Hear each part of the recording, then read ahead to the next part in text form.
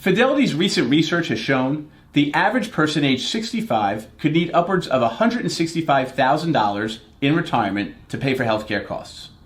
For couples, this number could be north of $330,000. And here's the kicker. Those numbers don't include long-term care costs. Should you need care in the home or care within a facility, you could see expenses rise by tens of thousands of dollars per month. You could end up spending well over $120,000 per year. However, about 70% of pre-retirees don't have this cost worked into their retirement plan at all. Think about that for a moment. You could have worked your entire life, saved up $1 million portfolio, and felt that you were good to go. However, just one extended illness could put it all in jeopardy.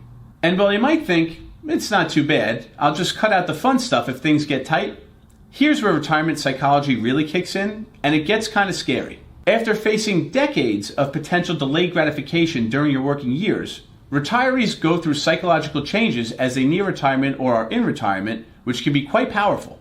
You could develop a feeling that you deserve those vacations, or those exquisite dinners, or even extravagant gifts to your grandchildren. The problem is, discretionary spending sometimes has a tendency to snowball like an avalanche. Take travel, for instance. Many people will commonly budget somewhere around $5,000 a trip, when in fact, you might end up spending in excess of $10,000 because while you're on vacation, you're feeling nice and comfortable and more willing to spend. It's not just flights and hotels that come into play when thinking about travel. It's the smaller things. Things like gas, meals, or even gifts.